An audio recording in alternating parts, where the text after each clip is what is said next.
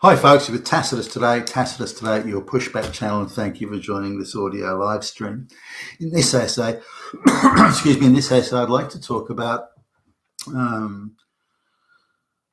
how dumb politicians are, or how dumb they've become, how they've been dumbed down since the globalists took over, and I'll sort of talk a little bit more about that in a minute. But what led to this was I was in one of those grocery stores, and it was sort of on the way as I was driving along, and I needed a couple of things, so I thought I'll stop here rather than go to the supermarket I may normally go to. Anyway, I went inside, and there's all the workers there. This is amongst the lowest paid jobs you can possibly get, and one of the women who was a supervisor, if I understood it correctly, she's like the assistant manager or something of this store, and she called out to one of the workers and for people from overseas, there's a certain sort of drawl on the Australian accent, which demonstrates you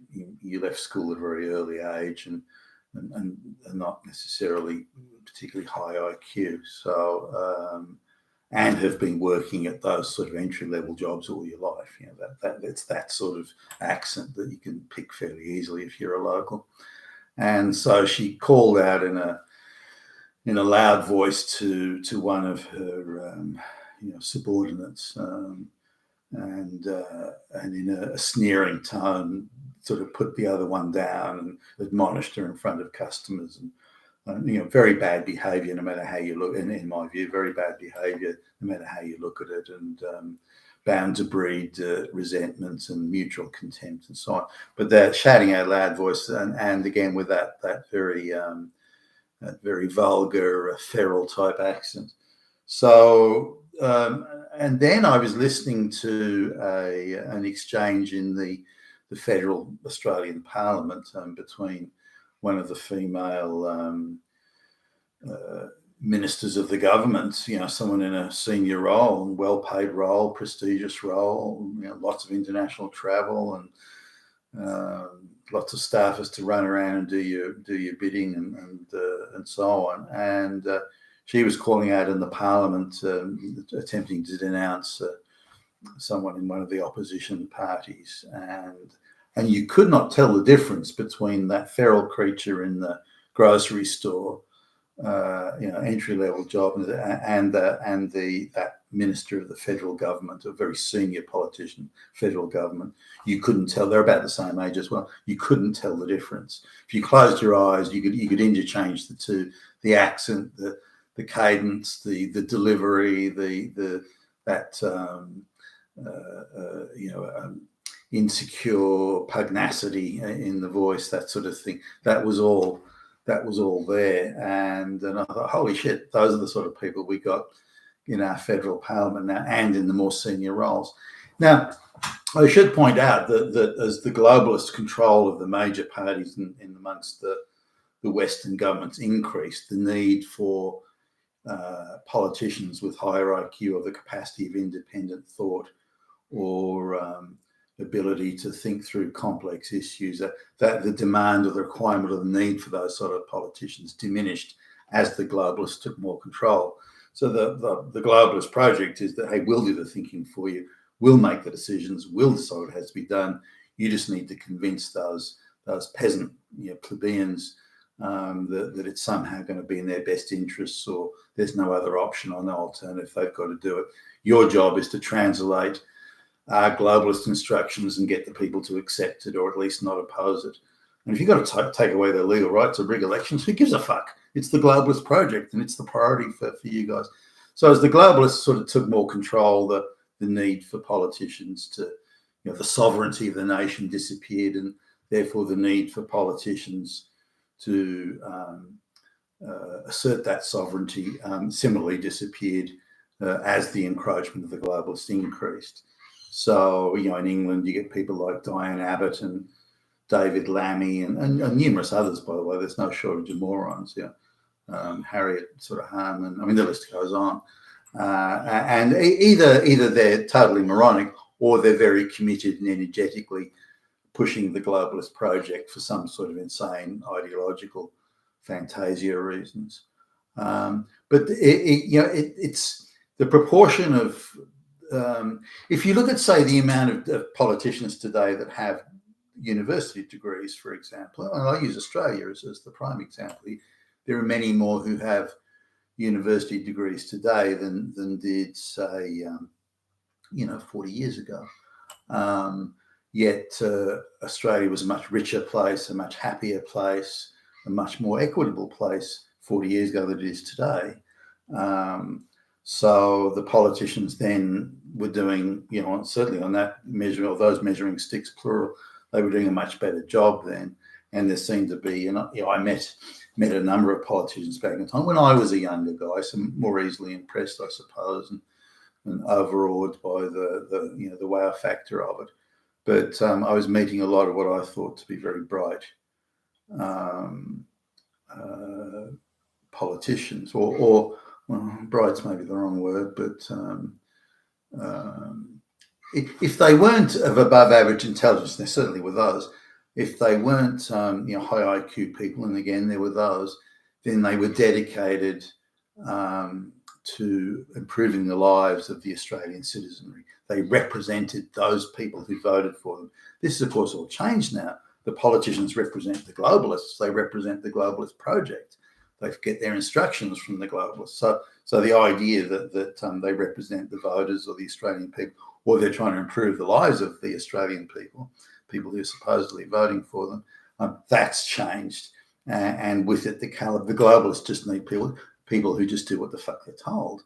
The globalists have a monopoly on power, or close to it, and therefore they need flunkies to just carry out their orders. They don't need people who can think for themselves. They don't need people who are going to ask questions or anything like that. They need people to do what the fuck we tell you to do. We're the globalists. We're in charge.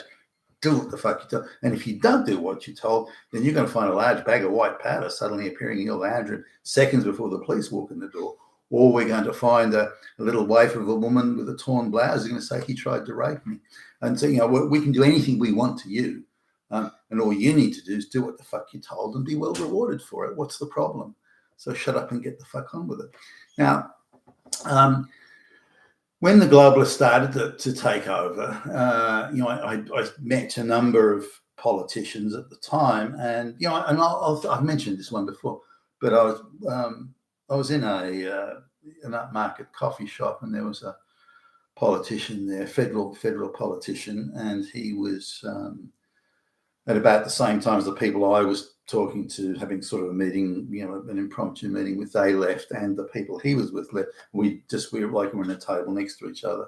So I said hi, and do you have a moment? And we just started to chat, and he started to come out with his view on things, and it was just straight globalist talking points. There was no idea, like making the world a better place was making sure that low IQ black lesbians were promoted to be in charge of everything. That was his idea. I'm paraphrasing and simplifying it, but that was his idea of how you make the world a better place. Making sure women populate all the senior roles in science and so on. That will make the world a better place and make Australia a better place. That was it. I mean, the guy had no fucking idea. He was a fucking moron. He's just an ideological hack goon fucking stooge. That's all he was. And yet here he is being voted into federal parliament. A lot of NGO support and this sort of thing. A lot of the NGOs came out in support of his candidacy for federal parliament and so on. Now, I met some others, and I was aghast at seeing going out to dinners and functions, and I was aghast at how fucking stupid some of these people were. And how they were interchanging with very senior, prestigious roles in the private sector or even government quangos.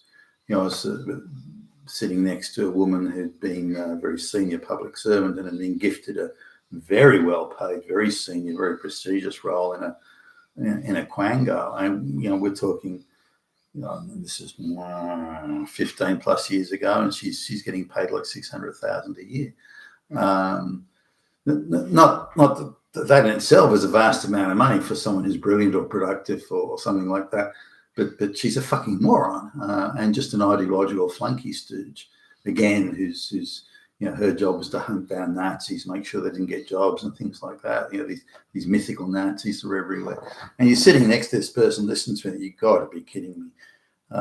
So these are the sort of people getting around now. The politicians from 40 years ago, not every single one of them, again, they were dedicated to improving the lives of the voters, even if they weren't that bright. Now, as long as they were focused on that, they were constantly going to the public service. How do we make people's lives better?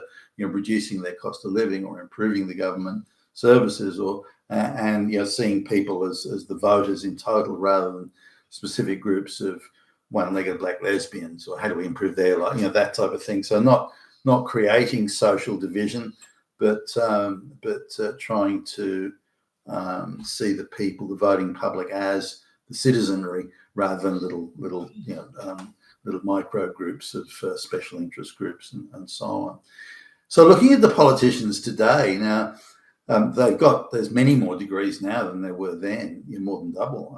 But given affirmative action, a lot of these people are being gifted degrees and being gifted PhDs or masters and these sorts of things, which they haven't earned. They haven't got the brain power to get out of junior high school, let alone fucking get to university. So, and they're also being selected early on. When you look at people like Alexandria Ocasio-Cortez, ARC in the United States, and the group, the Cory Bush and these sort of people, and you think, holy fuck, how could these people even hold down a job as a cleaner, let alone get into federal parliament or Congress in the United States? So clearly people are being identified by the globalist machine or the NGO machine, which is kind of all merged into one, and say, okay, we don't need bright people, we don't need decision makers, we don't need policy maker, heavy lifting type folks. What we need is people that can best, politicians that can best identify with and communicate with the public on the lowest common denominator at the public's level. So we need a moron barmaid because she'll connect with the public far more effectively than some patrician guy who's high IQ genius or something like that.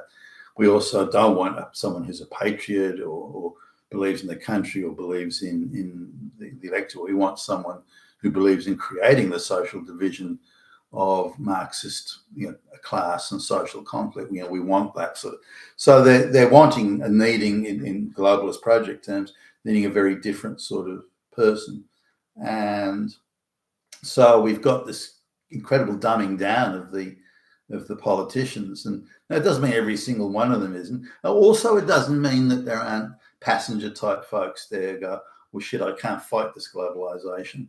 Someone's offered me a $500,000 a year gig that I could never get outside of this. So I might as well just do what they want, and they'll give me a $500,000 gig. They'll line me up with real estate, good top quality real estate. I can live a life that I can't even dream of outside of this.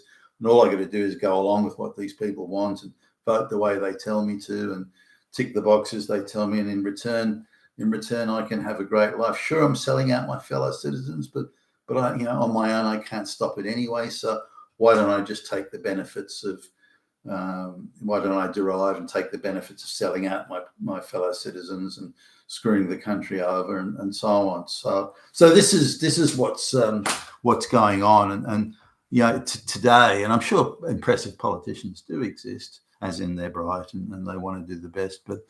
But even politicians that are sort of going along with the globalist project, but they're kind of lukewarm about a number of aspects of it. Even those ones are being thrown out, or again, accused of rape or something like that. And all they got to do is drag them in front of an activist judge, and they're finished. So these people would relent. They quickly realise, holy crap, I'm fucked, I'm screwed. I better go along and do what these guys want. And that's really where we're at today. You've been with Tacitus today, your Pushback channel, and thank you for listening.